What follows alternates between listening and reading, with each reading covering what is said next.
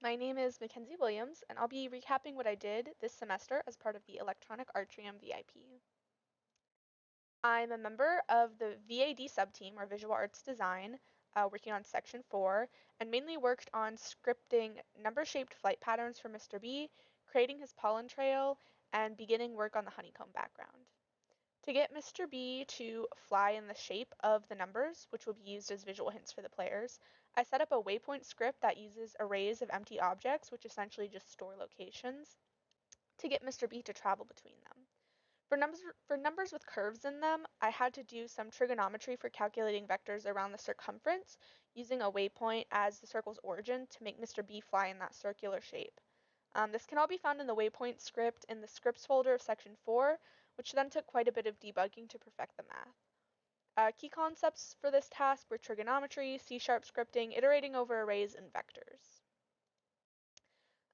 Here are some examples of the final products, just a couple of them to show both linear and circular movement. I did do numbers 0 through 9, so they are all scripted already. The next task was to replace the default trail, which was that hot pink one we saw in those images and is provided by Unity when you haven't put in a material. So to do this, I created a pollen trail for Mr. B by attaching a particle system as a child of the Mr. B object and customizing the color, effect of gravity, emission of particles, dispersion over time, etc. I also notified section 2 since they will be needing pollen as well. The trail also turns off and on now to only trace the numbers and not appear every time Mr. B flies. And to replicate this, you really only need to understand the Unity particle system and the idea of parent objects. So lastly, I began work on the honeycomb background. This is still very much in the initial stages, but I decided to start with a PNG as the background, though this could change later on. I created from scratch the honeycomb pattern and added basic shading, and then curved the PNG in an art software called Krita using a mesh transformation and tested this draft in Unity, which you can see here. Of these tasks, the most time consuming was scripting the movement in the shape of numbers, and it took so long because there was considerable math to perfect and a lot of debugging, and I had to figure out linear versus circular movement and integrate them in the numbers that used both. Most challenging was the math for that circular movement because it had to be perfect or the shapes wouldn't work, obviously. I also hadn't really used trigonometry like this in a few years, so I had to relearn some of it. And because of how challenging and time consuming it was, I'm most proud of the number flight shapes. It was a lot of work, but I think they turned out well, and it was technically my first ever completed task in Unity, so I'm really happy with it. The part of the project I enjoyed the most was creating the pollen system because I like the visual effects of it and the sort of instant gratification as I could see the changes I made immediately. And the part of the project I enjoyed least was the GitHub conflicts.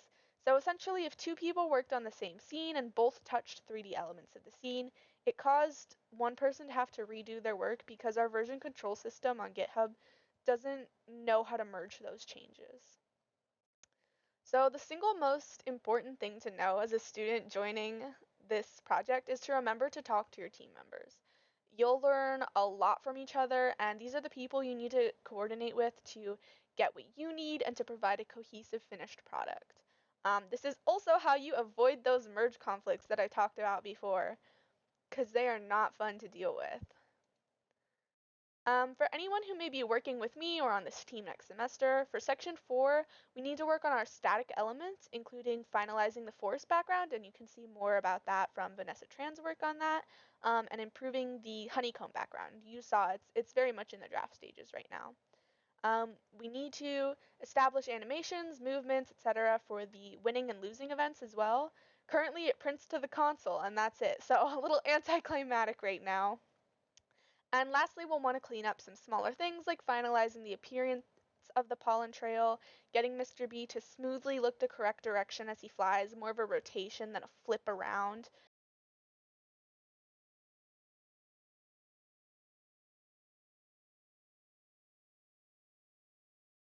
And adding Mr. B's family inside the honeycomb. If you want to learn more about what I did this semester, there's some links that I'll put in the description of this video for resources that I used, and then my lab notebook details all of my work throughout the semester in greater depth than this and has a lot of resources as well.